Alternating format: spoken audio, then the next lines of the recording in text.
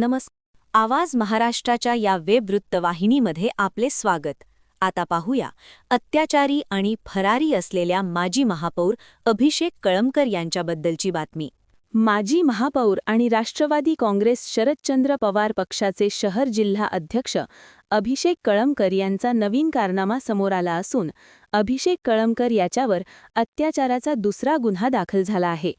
नोकरीचे आमिष दाखवून पाण्याच्या बाटलीतून गुंगीचे औषध पाजून एका तरुणीवर अत्याचार केल्याचा दुसरा गुन्हा भिंगार पोलीस ठाण्यात 27 वर्षीय पीडितेने दाखल केला आहे।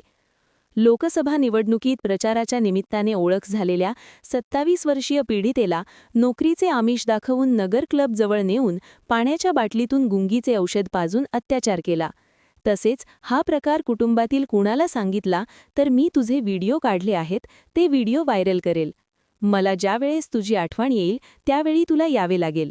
नाही आलीस तर मी तुझे फोटो व व्हिडिओ व्हायरल करेल आणि तुझा काटा काढील, असा दम देऊन 27 वर्षीय महिलेवर अत्याचार केला असून या प्रकरणी आता माजी महापौर आणि राष्ट्रवादी काँग्रेस शरदचंद्र पवार पक्षाचे शहर जिल्हा अध्यक्ष अभिषेक कळमकर यांच्यावर हा अत्याचाराचा 2 महिन्यात दुसरा गुन्हा दाखल झाला आहे।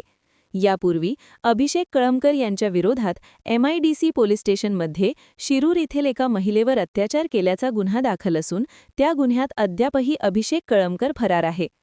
पोलीस त्याचा शोध घेत असताना आता भिंगार पोलीस स्टेशनमध्ये अत्याचाराचा दुसरा गुन्हा दाखल झाल्याने एकच खळबळ उडाली आहे।